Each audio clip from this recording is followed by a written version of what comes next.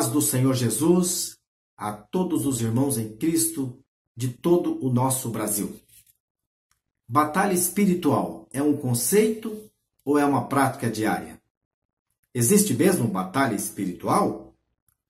Tem fundamento bíblico? Este assunto e outros é o que nós vamos estudar neste primeiro trimestre de 2019. Fique conosco, compartilhe. Mas antes eu quero comunicar a todos vocês que este é o mais novo canal EBD, canal para juntos estudarmos a lição da Escola Bíblica Dominical. E você já pode se inscrever. O nosso endereço é youtube.com/Pastor Ozeni Reis. Não deixe de escrever. Escreva e depois nos envie sugestões, críticas, participe conosco. Vamos enriquecer esse canal. E não deixe de deixar aqui o seu like, já nos apoiando, nos dando aquele apoio que de fato precisamos, que é o seu apoio. Amém? Quero aproveitar também para te desejar um feliz 2019, com muitas bênçãos em Cristo Jesus, com saúde, com paz, com alegria, com muita inspiração, trabalhando bastante para o Senhor. Que Deus te abençoe. A primeira lição a que vamos trabalhar é batalha espiritual. A realidade não pode ser subestimada. E o texto áureo da lição a que estamos estudando diz: vigiai e orai, para que não entreis em tentação. Porque na verdade o espírito está pronto, mas a carne é fraca. Mateus 26:41. A verdade prática diz: a batalha espiritual é uma realidade bíblica que consiste na luta contínua da igreja contra o reino das trevas. Na igreja atual, existem 3 grupos com conceitos diferentes sobre batalha espiritual.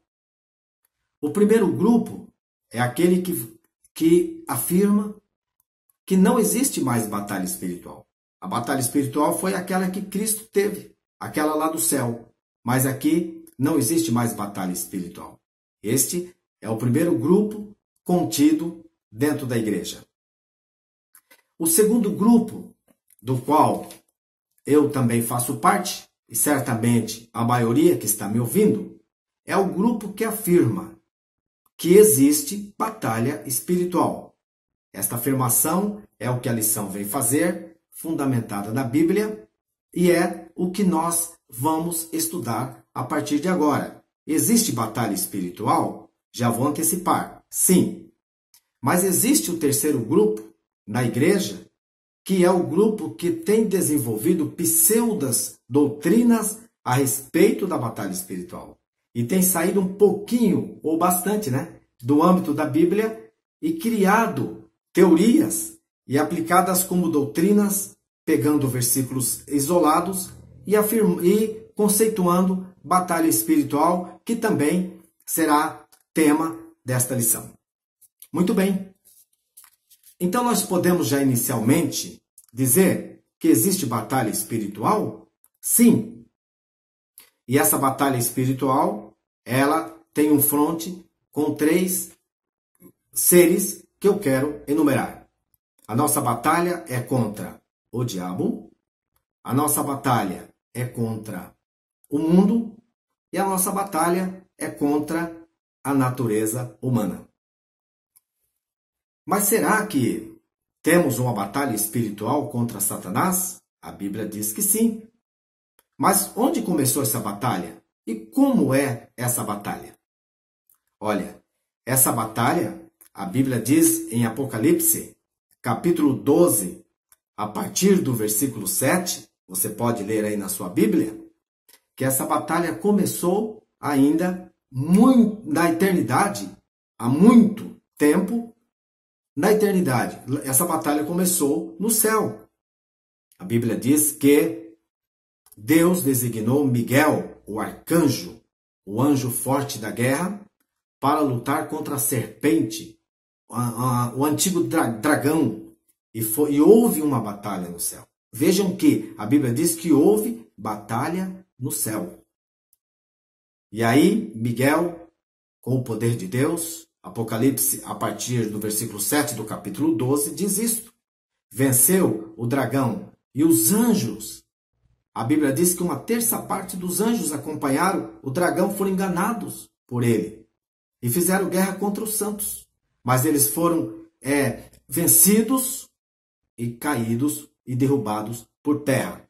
Portanto, a batalha espiritual começou lá. Lá, hoje, não há mais a batalha espiritual, porque o dragão, a antiga serpente, o diabo, Satanás, que engana as nações, foi jogado por terra. E aonde ele está reinando? Ele tem o seu reino próprio e também procura reinar aqui na terra. Mas, reafirmando esses versículos bíblicos, nós podemos ver também em Isaías, quando o profeta, no capítulo 14, ele profetiza, obviamente, contra o rei do neo-império babilônico, mas ele ao citar o rei, ele faz uma sátira, afirmando que tal qual Satanás, que era anjo de luz, que queria colocar o seu trono entre as estrelas, e devido à sua arrogância, o seu orgulho, ele foi vencido e caído por terra. Isaías diz, assim como Satanás foi destruído, jogado por terra, também o reino da Babilônia. Mas voltando aqui, se Isaías fez menção a este inimigo das nossas vidas, é porque de fato essa batalha existiu. Ele vem confirmar simplesmente o que está em Apocalipse. Então, nos primórdios da eternidade, Satanás foi lançado por terra e a batalha começou aqui. Mas quando segundo a lição que nós estamos estudando, quando é que a batalha começa para o crente aqui contra Satanás? Quando o crente aceita Jesus, quando o crente faz o trabalho do Senhor, ele vai ter uma batalha direta contra o inimigo. O apóstolo São Paulo confirmou isso aos Efésios, no capítulo 6, ele disse, porque não temos que lutar contra a carne e o sangue. Não temos. A nossa batalha não é humana, não é contra o sangue, não é contra as coisas materiais. A nossa batalha, ela é contra os principados das trevas, contra as hostes angelicais. E ele diz que é uma guerra com a qual nós temos que nos prevenir, tomando o capacete da salvação, a espada do Espírito, que é a palavra de Deus, arregimentado para essa batalha.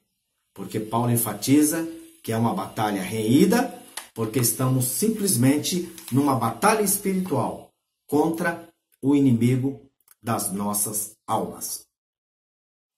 Mas quando dizemos também que temos que lutar contra o mundo, estamos numa batalha espiritual. E essa batalha não é contra o mundo físico. Não é contra os planetas, contra os cometas. Não é uma batalha contra o mundo físico, mas é contra o mundo espiritual, com seus conceitos, com as suas falsas filosofias, com a sua política corrompida, o mundo com a sua imoralidade. Por exemplo, filosoficamente falando, hoje há uma afirmativa de uma corrente relativista em que a tua verdade não é necessariamente a minha verdade. Tudo é relativo. O que é pecado para você não é pecado para mim. E o que é pecado para mim não é necessariamente pecado para você. Então vejam, meus queridos irmãos, que o mundo da filosofia, o mundo social, ele tem conceitos bem elaborados que faz um enfrentamento contra a igreja. E a igreja precisa resistir a essas correntes filosóficas, esses ditames mundanos, a cultura mundana. A igreja precisa resistir. Resistir como? Orando, jejuando, lendo a palavra de Deus. O mundo procura suplantar a igreja. É por isso que uma grande maioria não quer ou quer fazer um enfrentamento contra a igreja. A ideia de acabar com a Bíblia já existe há muito. E muitos hoje se levantam contra ela. Muitos querem apagá-la tirá-la das nossas mãos e apagar da nossa memória. Por quê? Porque é uma batalha espiritual. Não é apenas uma questão educacional, não é apenas uma questão de conceito humano, mas é porque existe uma batalha espiritual. E nós estamos lutando também contra este mundo. Mas essa batalha espiritual, ela não termina aí. Existe também a luta contra nós mesmos, contra a nossa natureza. Nós lutamos. Nossa carne luta contra o espírito. E o espírito contra a carne, disse o apóstolo São Paulo. Um se opondo ao outro. A carne não deseja que o nosso espírito faça o que ele quer. Mas o nosso espírito também faz o enfrentamento para que a carne não sobreponha a nós. E Paulo disse que havia uma luta dentro dele. E ele diz, miserável homem que sou eu. O bem que eu quero fazer não faço. Mas o mal, esse sim, eu faço. Há uma batalha da carne contra o espírito. Quando a carne vence, então vence a glutonaria, por exemplo, a carnalidade, a luxúria, todos os tipos de pecados. Mas quando o espírito vence, vence a oração, vence os dons espirituais em nós. Por isso, meus irmãos, existe sim uma batalha interior, a batalha da mente. E essa mente nós temos que trabalhá-la, nós temos que discipliná-la pela palavra. Somente lendo a Bíblia, somente estudando a palavra, somente nos fortalecendo na oração, é que somos capazes de vencer a nossa mente. A nossa mente quer se inclinar para o mal. Somos tentados a cada momento por tudo que nos cerca, por tudo que ouvimos, por tudo que nos é oferecido. Mas quando estamos vigilantes, quando estamos fortalecidos na palavra, então nós somos mais do que vencedores. Então, meus irmãos, existe uma batalha espiritual contra Satanás. Existe uma batalha espiritual contra este mundo espiritual. E existe também uma batalha espiritual interior contra a nossa mente. Mas, em tudo isto, nós somos mais do que vencedores. Então, meus queridos irmãos, a lição, ela afirma categoricamente aqui no capítulo 1, ela diz, batalha espiritual. Ela conceitua o que é batalha espiritual. E ela reafirma o que eu já disse. Ela disse, este mundo jaz no maligno. Então, existe a força maligna se opondo à pregação do Evangelho, aos dons espirituais, à propagação da palavra, à oração e a tudo isso. E o escritor, o nosso querido pastor Ezequias, ele diz que a batalha espiritual é de fato uma realidade bíblica. Mas essa lição trata também sobre o que não é batalha espiritual. Eu disse que existem 3 grupos dentro da igreja. Aquele grupo, primeiro, que acha que não existe batalha espiritual. Que a única batalha Cristo já venceu e não temos mais batalha. Existe o segundo grupo, do qual me incluo, que creio que existe sim a batalha espiritual e que a maioria dos crentes estão diuturnamente nesta batalha, resistindo o inimigo como vencedores. Mas o terceiro grupo é o que eu disse, que tem criado pseudas doutrinas, como a lição mesmo diz, né? E nós queremos enumerar algumas destas pseudas doutrinas. Nós podemos encontrar isso aqui no capítulo 2 da lição. E o capítulo 2 da lição, vai tratar exatamente sobre 3 doutrinas criadas por este pseudo-grupo, que é a doutrina do mapeamento espiritual. Segundo, a doutrina da maldição hereditária. E terceiro, a afirmativa de que crentes podem ter possessão demoníacas. Como foi que esse pseudo-grupo, ou esse grupo criou essas pseudo-doutrinas?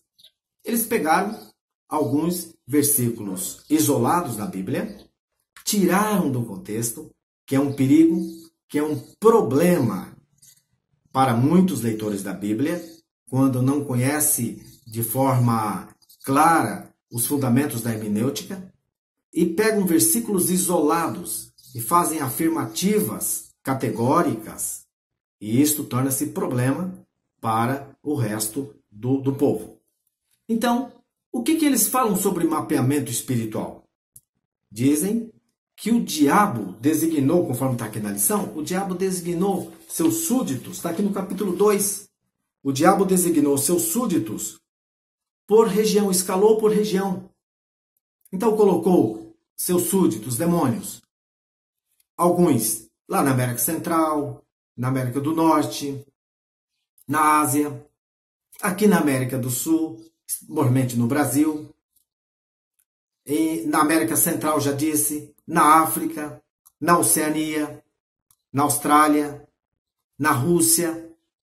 E eles dão ênfase que esses demônios, eles são colocados, designados por região. Onde eles se baseiam?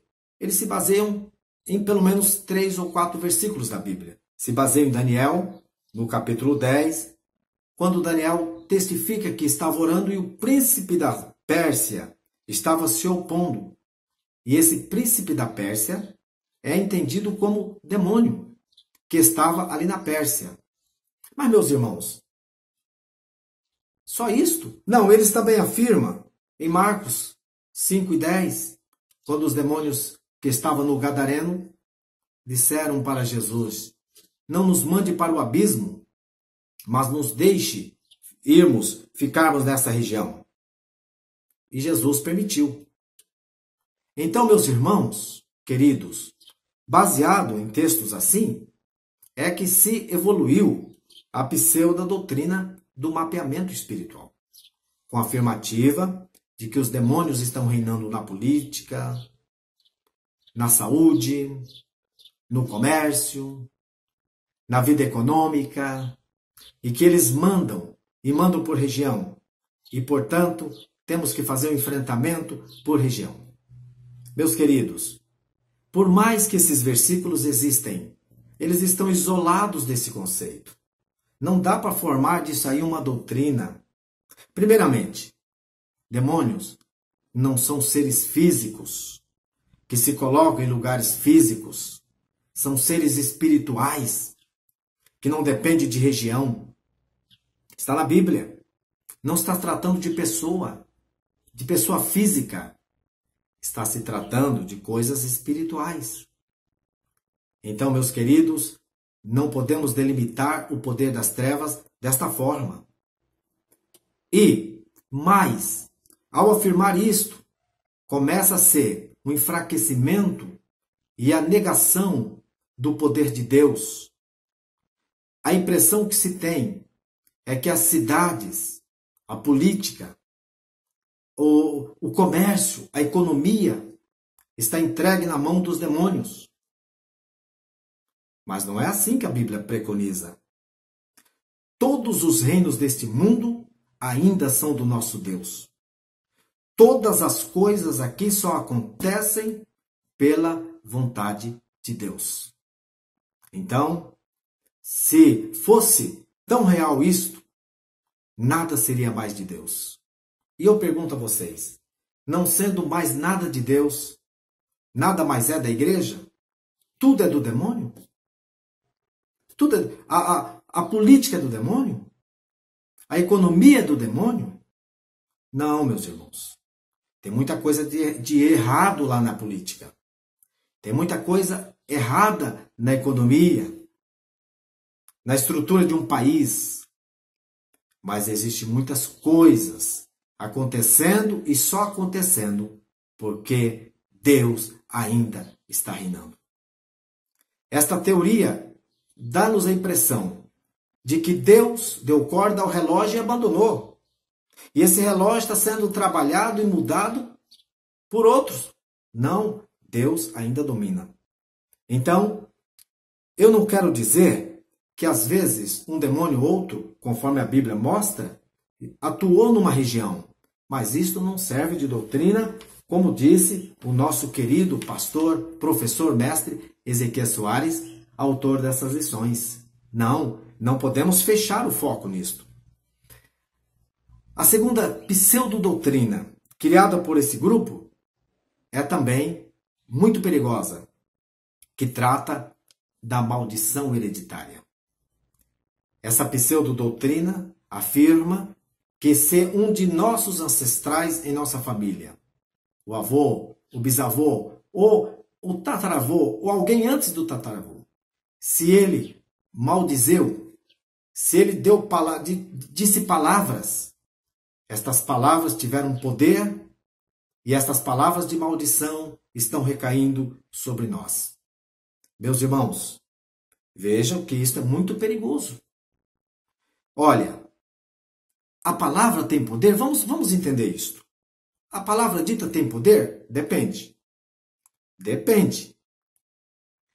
A palavra dita de qualquer maneira não tem poder nenhum. A única palavra que tem poder é aquela palavra quando dizemos em nome de Jesus. Jesus disse, olha, em meu nome expulsarão demônios, falarão novas línguas, pegarão nas serpentes, se beberem coisas mortíferas, não lhes fará dano algum. Essa palavra tem poder. A palavra do crente que tem unção, que tem graça, essa tem poder. Mas a palavra que o avô, que o bisavô disse de forma talvez descabida, até inocentemente, ela não vai recair. Até porque a Bíblia diz em Ezequiel o seguinte: o filho não herdará o pecado do pai. A filha não herdará o pecado da mãe. Quando é feita esta afirmativa, está se inutilizando algumas doutrinas bíblicas que são doutrinas irreversíveis. Vamos lá. Quando alguém fala de maldição hereditária, esquece da remissão no sangue de Jesus, que é uma doutrina verdadeiramente bíblica.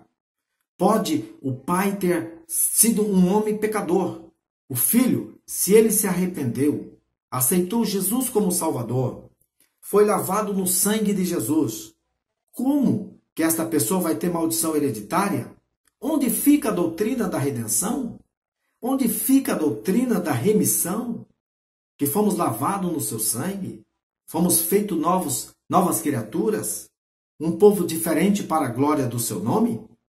Então, meus irmãos, vejam que esta pseudodoutrina da maldição hereditária, ela é muito perigosa e pode pegar de surpresa aqueles que não estiverem sobreavisados pela palavra de Deus.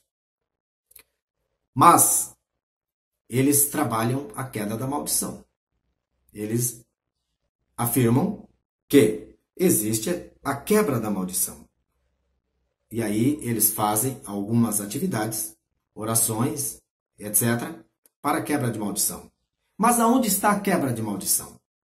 Quebra de maldição, biblicamente falando, está no arrependimento, num coração quebrantado, numa vida que aceita Jesus. Ali está o segredo da quebra de maldição. E, finalmente, a lição trata da pseudodoutrina, da terceira, que é exatamente se o crente pode ter ou não possessão demoníaca. Eles afirmam que podem, baseado no quê? Em Saul, que um espírito mau, vindo da parte do Senhor, perturbava Saul. Vamos tomar cuidado.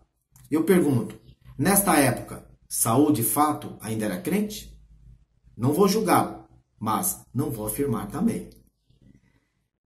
A Bíblia diz que ele ficava possesso? Não.